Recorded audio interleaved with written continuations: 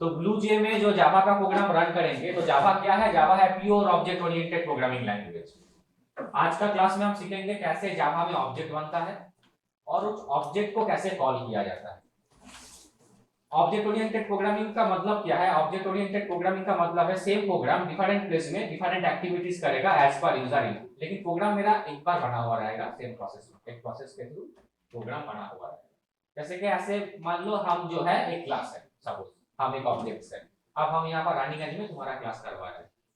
कभी हम चले गए दिल्ली में कोई सेमिनार या कोई क्लास करवाने के लिए, तो हम तो वहां पर क्या करेंगे, जो क्लास यहाँ पर करवा रहे हैं वही लेक्चर वहां पर भी देंगे सेम प्रोसेस में। किसी स्कूल में या किसी कॉलेज में हम चले गए, हम जैसे कि जाते हैं, तुम लोग देखते हो, तो जब हम वहां पर क्लास करवाते हैं डिफरेंट प्लेस में डिफरेंट ब्रांच में, तो क्या मुझे उसके लिए अलग से स्टडी करना पड़ता है? मेरे अंदर जो पहले से है उसी को देते हैं। अब देते क्या है वो डिपेंड करता है एज पर रिक्वायरमेंट। जैसे कि अभी तुम्हारा क्लास में हम ब्लू जे का जावा प्रोग्रामिंग का कॉन्सेप्ट दे रहे हैं कि कैसे जावा प्रोग्राम ऑब्जेक्ट ओरिएंटेड के थ्रू बनाया कैसे जाता है। अब किसी क्लास में जावा है लेकिन उसमें मुझे लूप समझाना है, किसी क्लास में जावा में मुझे एरे या मैट्रिक्स मैथ समझाना है। डिपेंड करता है किसका क्या रिक्वायरमेंट है। अभी तो क्लास 6-7 में भी जावा रहता है आईसीएसई में, तो उसका क्लास 6-7 का जावा का रिक्वायरमेंट और क्लास 10 में जो जावा है उसका रिक्वायरमेंट, और जो ग्रेजुएशन कर रहा है कंप्यूटर साइंस लेके पढ़ रहा है उनका जावा का रिक्वायरमेंट सेम नहीं है। मुझे देखना पड़ता है क्या है, वो हम पहले ब्रेन में इनपुट देते हैं, उसके बाद उसके अगेंस्ट में हम आउटपुट प्रोड्यूस करते हैं कि उसको ये मुझे देना है, लेकिन है पहले से एज पर रिक्वायरमेंट क्या हो रहा है वो कॉल हो रहा है। तो यहाँ पर हम क्या करेंगे, पहले क्लास को बनाएंगे। क्लास का नाम क्या देंगे?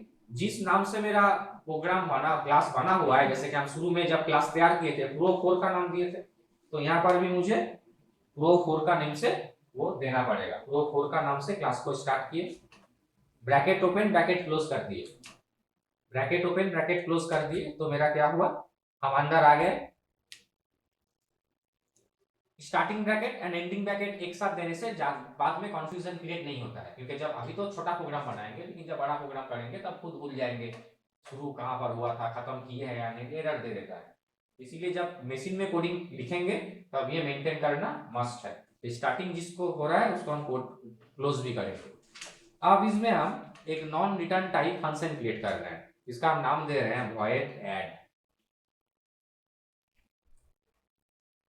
अब इसके अंदर हम जा रहे हैं सेम प्रोसेस में, जो भी इंस्ट्रक्शंस हम देंगे इस फंक्शन के अंडर में हम देंगे। वॉइड का मतलब है नॉन रिटर्न टाइप, एक ऐसा फंक्शन हम जावा में क्रिएट कर रहे हैं जो कुछ भी रिटर्न नहीं देने वाला, जो आउटपुट दिखाएगा बट रिटर्न नहीं देगा, मेमोरी में वो स्टोर नहीं रहेगा। ठीक है, अभी लिखने के लिए नहीं बोले हैं तुम्हें, कुछ डेटा डिक्लेरेशन लेते हैं ऊपर में, इंट a, b, c, तीनों वेरिएबल यहाँ पर हम ले लिए, और जो डिक्लेरेशन हम यहाँ पर लिए हैं उसको ग्लोबल डिक्लेरेशन बोला जाता है। क्यों ग्लोबल डिक्लेरेशन बोला जाता है उसमें हम बाद में आ रहे हैं, अभी हम फंक्शन के ऊपर फोकस करते हैं। ठीक है, नॉर्मली तुम लोग जानते हो इंट abc लिए हैं, मतलब integer type of value, integer type of data इस कंटेनर में मुझे रखना है। हम तीनों प्लेस तैयार किए जहां पर मुझे डेटा को स्टोर करना है। अब डेटा स्टोर करने के लिए असाइन ऑपरेटर का यूज कर रहे हैं, a = 20, तो 20 एक वैल्यू है जो a में स्टोर हो गया। उसके बाद हम लिख रहे हैं b = 10, कुछ भी डेटा लिख सकते हैं, तो 10 एक वैल्यू है जो तुम्हारा b में स्टोर हो गया। उसके बाद हम लिख रहे हैं c = a + b, the value of a and the value of b addition होके चला गया कहां पर, c में चला गया। अब यहाँ पर जावा में आउटपुट देने के लिए जो स्टेटमेंट देते हैं हम लोग system.out.println, तो यहाँ पर लिखना पड़ेगा system.out.println, हम कुछ मैसेज नहीं दे रहे हैं, द वैल्यू ऑफ c को यहाँ पर प्रिंट करेंगे। ये प्रोग्राम अगर हम कंपाइल करेंगे, कंपाइल मींस मशीन लैंग्वेज में जो ट्रांसफर हो गया, high level language transfer to machine language, तो ये प्रोग्राम मेरा रन नहीं करेगा किसी भी हालत में। क्यों रन नहीं करेगा? क्योंकि मेन फंक्शन नहीं है इसमें।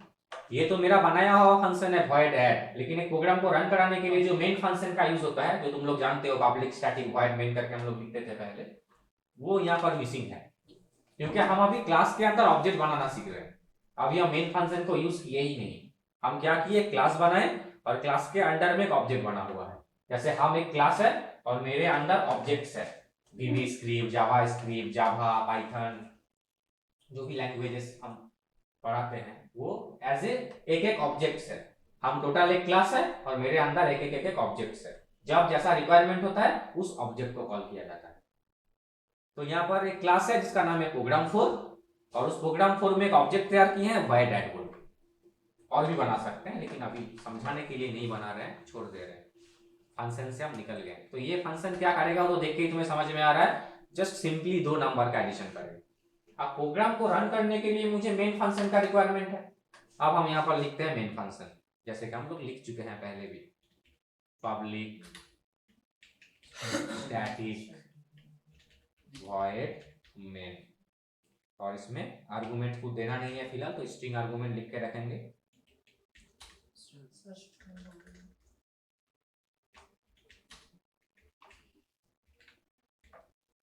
और हम यहाँ पर public static void main function, main है यहाँ पर मेन फंक्शन में घुस चुके हैं। अब इस मेन फंक्शन में जो भी एक्टिविटीज होगा वो रन करेगा। इसके पहले जो कुछ भी लिखे एक भी रन नहीं करेगा। तब लिखे क्यों है? तो मेरा जो पूरा क्लास है उस क्लास का नाम क्या है? प्रो4। मुझे अगर कोई बुलाएगा दूसरे प्लेस में क्लास करवाने के लिए तो मेरा नाम से बुलाना पड़ेगा। मेरा एक नाम है, आइडेंटिटी है। यहाँ पर इस क्लास का आइडेंटिटी है प्रो4, तो हम प्रो4 को बुला रहे हैं प्रो4। आप प्रो4 को कहां पर बुलाएंगे? रानीगंज में, दुर्गापुर में, कलकत्ता में, दिल्ली में, बेंगलोर में प्लेस है, किसी कॉलेज में, किसी स्कूल में प्लेस है। इस प्लेस का नाम दे रहे हैं OB1, ऑब्जेक्ट 1। कुछ भी नाम दे सकते हैं, हम रानीगंज भी लिख सकते हैं, दुर्गापुर भी लिख सकते हैं। जस्ट यहाँ पर एक ऑब्जेक्ट क्रिएट कर रहे हैं, इसीलिए समझाने के लिए हम इसका नाम दिए OB भी दे सकते हैं। तो और भी ऑब्जेक्ट बनाएंगे 2 3 करके, इसीलिए इसका नाम क्या दिए? OB1। तो प्रो4 का जितना भी एक्टिविटीज है वो OB1 में आ गया। समझो ठीक से, प्रो4 का जितना भी एक्टिविटीज है वो OB1 में आ गया। कैसे आया? जैसे हम एग्जांपल दे रहे थे प्रीवियस वीक में, लास्ट में हम सेमिनार दिए थे दुर्गापुर पॉलिटेक्निक कॉलेज में।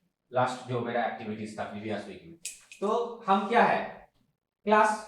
अब हम जब दुर्गापुर पॉलिटेक्निक कॉलेज जब घुसे तो पूरा अभिजीत सर ही तो गया वहां पर, ना कुछ रख के गया घर में, पॉसिबल नहीं है। मतलब अभिजीत सर के अंदर जो कुछ भी है वो कहां पर शिफ्ट हो गया? दुर्गापुर पॉलिटेक्निक कॉलेज में शिफ्ट हो गया। तो यहाँ पर मेरा प्रो4 में जितना भी एक्टिविटीज है हम उतना कुछ किए नहीं है, सिर्फ एक ही ऑब्जेक्ट बना हुआ है। एज एग्जांपल प्रो4 में जितना भी एक्टिविटीज है वो चला गया कहां पर? OB1 में। अब हम जब वापस नेक्स्ट टाइम में लिखेंगे प्रो4 OB2, मतलब क्या हुआ? प्रो4 में जितना भी एक्टिविटीज है OB2 में चला गया, OB2 में भी सेम प्रोसेस में चला गया।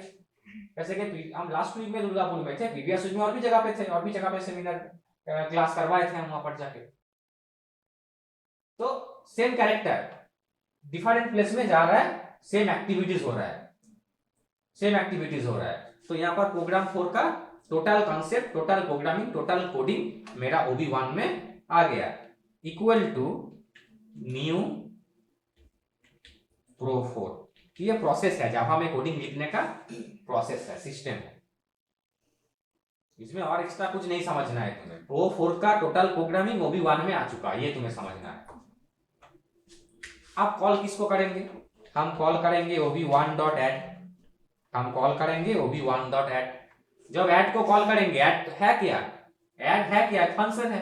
ऐड का एक्टिविटीज कहां पर है? OB1 में है। OB1 में क्या है? जो प्रो4 में है वही OB1 में है। मतलब जब OB1.add कॉल हो रहा है तब इसका लिंक चला जा रहा है ऊपर में void add में। अब void add जो भी रिटर्न दे रहा है उसका आउटपुट यहां पर आएगा, जैसे कि system.out.println, ये तो एक फंक्शन है। जो भी लिख देते हैं आउटपुट में आता है उसका रिजल्ट, जो भी हम लिखते हैं system.out.println करके।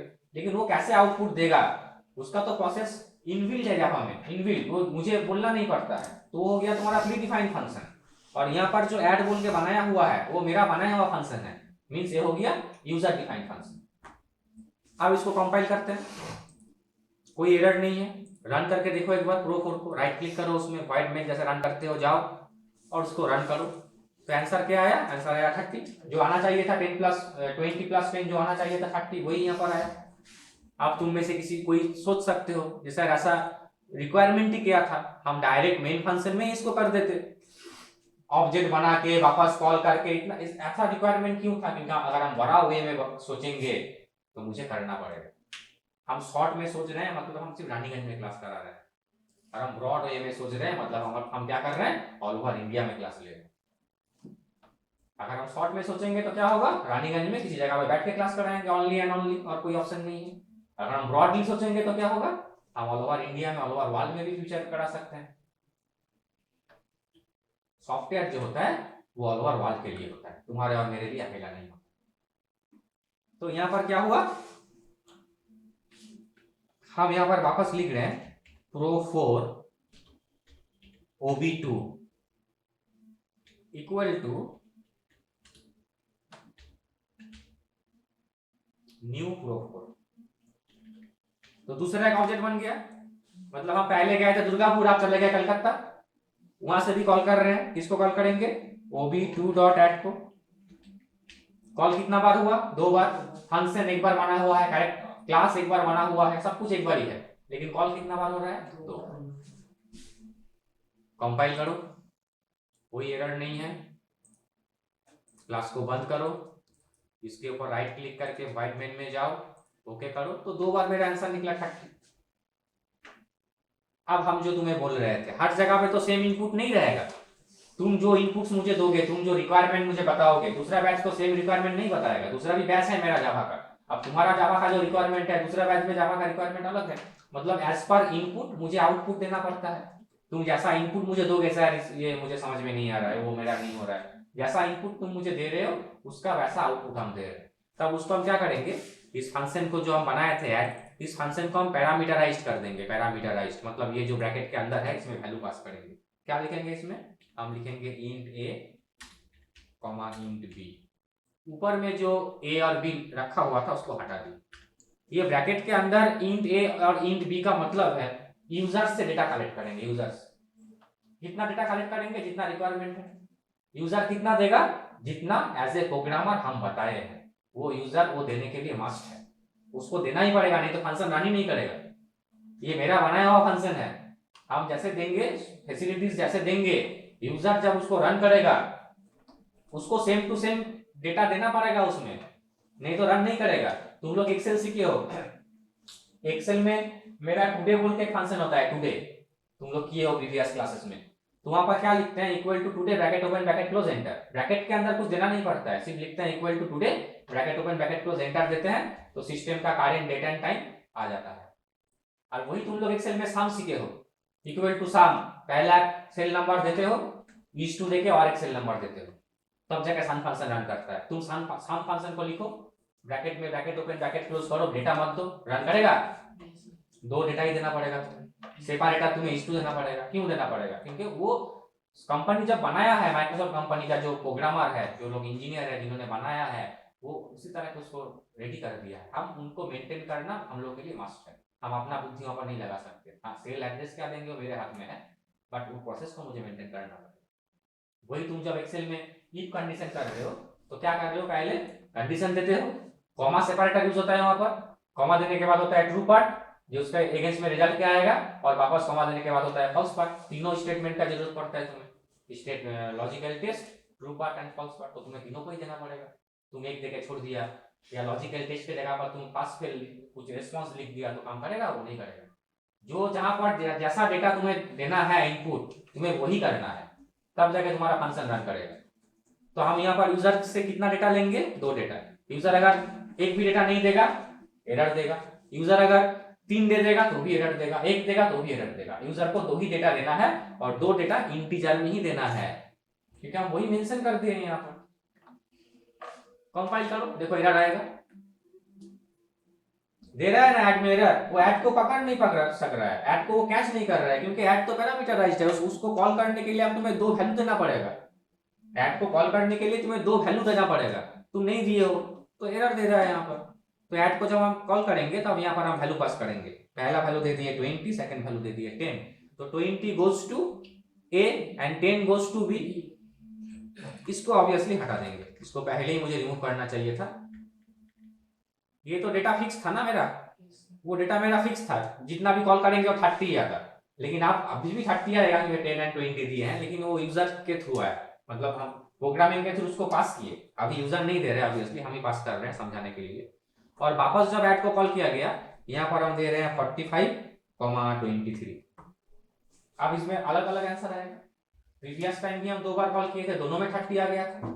इस बार भी 2 बार कॉल किए लेकिन दोनों में आंसर मेरा अलग आएगा। इसको रन करते हैं, कंपाइल करो, कोई एरर नहीं है।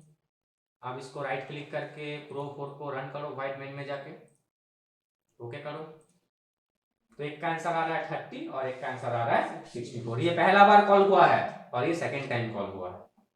इस तरह से हम 1000 बार कॉल कर सकते हैं। लेकिन मेरा जो एडिशन का प्रोग्राम है वो क्या हम 1000 बार करेंगे? नहीं, वो तो एक बार ही किया हुआ है मेरा। जब जैसा रिक्वायरमेंट होगा तब वहां से कॉल करना पड़ेगा। और ऐसा नहीं है हर चीज कॉल करना पड़ेगा, तुम्हारा रिक्वायरमेंट के ऊपर बेस करके कॉल करना पड़ेगा। मीन्स वो समझाने के पहले अभी तक जो भी हुआ है इसमें से किसी का कुछ सवाल है तो मुझे पूछ सकते हो। हम पार्ट बाय पार्ट तोड़ तोड़ के समझाए, फिर भी किसी का कुछ डाउट्स है तो पूछ सकते हो। क्लास रिकॉर्डिंग भी हो रहा है, तुम्हें बाद में मिल भी जाएगा, कोई डाउट नहीं है। तो यहाँ पर मेरा, हम तो एक सॉफ्टवेयर नहीं जानते हैं। मेरे हिसाब से अगर हम रिज्यूम तैयार करेंगे तो लगभग मोर देन 50 नेम्स आएगा जिसके ऊपर हम काम करते हैं। उसमें से लैंग्वेज ही है 10 10 to 12 मिनिमम। एक तो नहीं है, हम सिर्फ जावा नहीं पढ़ाते हैं, सिर्फ जावा ओनली एंड ओनली जावा ऐसा नहीं है, और भी बहुत कुछ इस क्लास में है। लेकिन यहाँ पर हम क्या बनाए थे अभी तक? एक ही बनाए थे, void main void add। अब इसको क्या करते हैं, इसको कॉपी कर लेते हैं, मेरा टाइम को सेव करने के लिए कॉपी करके पेस्ट कर देते हैं। दूसरा और एक हम ऑब्जेक्ट तैयार कर रहे हैं। एक जैसे ऑब्जेक्ट बना हुआ था ऐड बोल के, हम दूसरा ऑब्जेक्ट यहाँ पर तैयार कर रहे हैं साब बोल के, साब बोल के ऑब्जेक्ट तैयार कर रहे हैं। और यहाँ पर जो मेरा c equal to a plus b था उसको कर दे रहे हैं a माइनस b। ये जो c का यूज हो रहा है, देखो ये दो अलग अलग फंक्शन है। फंक्शन को समझो, दो अलग अलग फंक्शन है, ऐड अलग फंक्शन है, सब अलग फंक्शन है। दोनों में c यूज हो रहा है। क्यों हो रहा है? क्योंकि c का डिक्लेरेशन ग्लोबल है, फंक्शन के बाहर है। अगर किसी एक के अंडर में, मान लो ऐड फंक्शन के अंडर में अगर हम int c लिखते तो वो सिर्फ उसी के लिए होता, सिर्फ उस ऐड फंक्शन के लिए होता। साथ में उस c को हम यूज नहीं कर सकते, उसमें भी वापस मुझे लिखना पड़ता है int c, अगेन मुझे उसको लेना पड़ता है।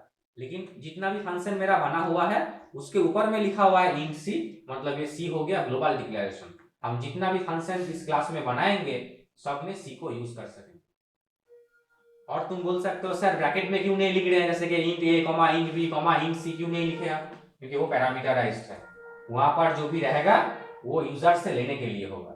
लेकिन यहाँ पर c यूजर नहीं देगा, ये आउटपुट के लिए, आफ्टर प्रोसेसिंग आउटपुट के लिए है, तो हम उस c को पैरामीटराइज्ड भी नहीं कर सकते। क्लियर? तो एक क्लास है मेरा प्रो 4, अब इसमें दो लैंग्वेज घुस गया, मींस दो फंक्शन घुस गया, दो ऑब्जेक्ट घुस गया, ऐड एंड सब। अभी तक मेरा जो प्रोग्राम बना हुआ है दोनों ही प्रोग्राम में किसको कॉल किया है? दोनों ही प्रोग्राम में ऐड को कॉल किया है। कोई एरर नहीं देगा तुम्हारा, तुम कंपाइल करो कोई एरर नहीं देगा, सेम आंसर रहेगा तुम्हारा। जरूरी नहीं है तुम्हें सब सेक्शन को कॉल करना ही है। मेरे अंदर बहुत सारा फंक्शंस है, जहां पर हम जाते हैं वहां उसका रिक्वायरमेंट के ऊपर बेस करके मेरा वो कॉलिंग होता है। अभी रिक्वायरमेंट क्या है? जावा। अभी मेरे अंदर से जावा कॉलिंग हो रहा है जो हम सिखा रहे हैं, और तुम दोनों को भी कॉलिंग कर सकते हो, कोई प्रॉब्लम नहीं। जो पहला तुम्हारा ऑब्जेक्ट 1 बना हुआ है, पहला जो ऑब्जेक्ट 1 बना हुआ है, तुम वो भी 1 से तुम सब को भी कॉल करो, कोई प्रॉब्लम नहीं। दो वैल्यू पास कर दो यहाँ पर 45, 10। तो ऑब्जेक्ट 1 से हम क्या किए, मेरा दो ऑब्जेक्ट्स है, दोनों को ही कॉल कर लिए। और ऑब्जेक्ट 2 से क्या किए, सिर्फ एक को कॉल किया, ऐड को कॉल किया, कोई प्रॉब्लम नहीं, ये भी रन करेगा। इसको रन करके दिखाते हैं। प्रो 4 में जाओ, right click, void main, okay करो। तो ये जो पहला जो आउटपुट है 30 एंड 35, ये ऑब्जेक्ट 1 के थ्रू है, सेम प्लेस में है। और ये जो 68 है वो ऑब्जेक्ट 2 से है। क्लियर? तो अगर हम ये पूरा प्रोग्राम करेंगे तो मेरा चारों फंक्शन रहेगा, एडिशन, सब्ट्रैक्शन, मल्टीप्लिकेशन, डिवीजन। हर वक्त हर चीज का रिक्वायरमेंट नहीं होगा। कैलकुलेटर में जब करते हैं क्या चारों बटन का यूज करते हैं एक साथ? जब जैसा रिक्वायरमेंट होता है उसका यूज करते हैं। तो इस तरह से हम लोग जावा प्रोग्राम को, ये है actual process for writing a program in Java, so is known as object oriented programming, जो क्लास 10 का सिलेबस में है, जो आज शुरू कर दिए 9 के साथ। क्योंकि ये एक्चुअल प्रोसेस होता है जावा में, और 9 में जो भी हम जावा सिखाएंगे वो एक्चुअल प्रोसेस में ही जाएंगे। क्योंकि टाइमिंग कम रहेगा। 9 एंड 10 आईसीएससी का क्या होता है, 9 एंड 10 मिलके ज़्यादा होता है, और तुम लोगों को जो हम सिखाएंगे वो एक्स्ट्रा कराएंगे। एक्स्ट्रा मीन्स जो इंपॉर्टेंस है उसको फोकस करेंगे, क्योंकि तुम्हारा सिलेबस पहला इंपॉर्टेंस है, फ्यूचर के लिए कोडिंग इंपॉर्टेंस है। तुम अगर फुल कोडिंग करोगे, हम आईसीबीएसई का बात बोल रहे हैं, तो तुम्हारा रिजल्ट खराब हो जाएगा।